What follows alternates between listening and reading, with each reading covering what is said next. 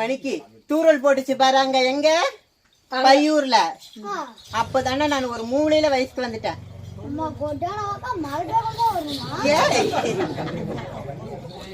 ராஜா, நான் உங்ககிட்ட வந்து நாளைக்கு கிளாஸுக்கு வரலான்னு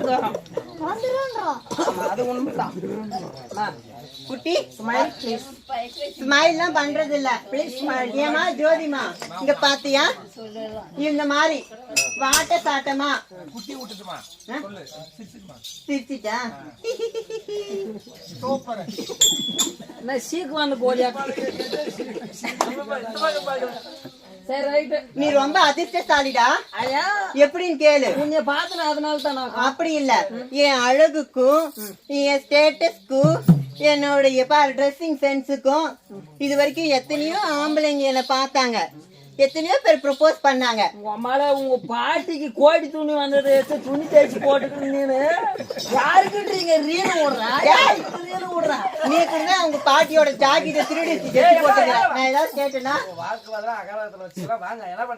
ஆமா அகராரத்துல வச்சுக்கலாம். பாரு எல்லாரும் நல்லா கேட்டுக்காங்க. பொம்பளைனா என்னைக்குமே அடக்கு ஒடுக்குமா, குளிஞ்சித்தால நிமராமக்கணும். எப்ப பார்த்தாலும் இப்படி இருந்தாலும் யாரு அந்த ஒரு பேரு சொல்லு. வீண் வார்த்தை வாய்க்கு கேடு. தெய்வ கடாத்தி திருச்சபை. திருச்சபை நாடி வரும்போது அடியால் யார் என்னவள் எதற்காக வந்திருக்கிறேன் கூற வேண்டும் அல்லவா? நீ வந்து 3 பேர் எழாதிருங்க சொல்றேன். நம்ம வந்து எழுப்பிட்டு வாங்க.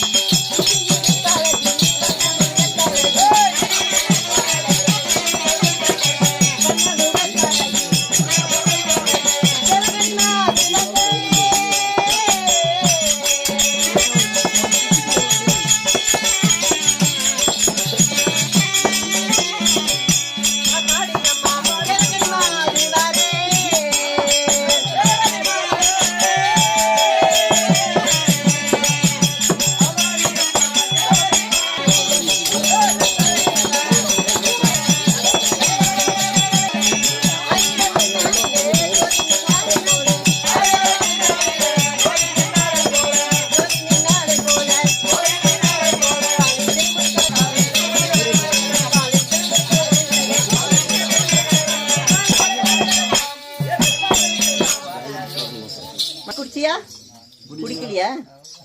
குடிக்காத. அப்புறமா அப்புறம் மூஞ்சி கரியன்னு போட சொல்லிடுவேன். ஆனா உண்மையிலே அம்மா உனக்கு குரல் வளம் சொல்லக்கூடாது. ஏன்? ஆமா, அப்பள ஒரு அருமையா இருக்குது. என்னப்பா கதை முடிச்சிடலாமா? முடிச்சிடலாமா இப்பவா? குட்டி அப்படி இருந்தாலும் இந்த எந்நாளும் சிவபெருமானுக்கு நாங்கள் இந்த நந்தவனத்தில் பூக்களை பறித்து கொண்டு போய் கொடுப்பது பூஜிப்பது வழக்கம். அதுபோல் இன்றும் தொண்டு செய்ய வேண்டும். அதற்காக அக்கா நம்மளை அழைத்துள்ளார். எழுந்துச்சு பாத்தியா? சரி ரைட். ஆனா என்ன 100 ரூபாய்க்கு நீ போயிட்டியா? அதான் கொஞ்சம் வருஷமா இருக்கு. அப்படி இருந்தாலும் இப்ப யார் பார்க்க வேண்டும்? அக்காவை போய் பார்க்க வேண்டும்.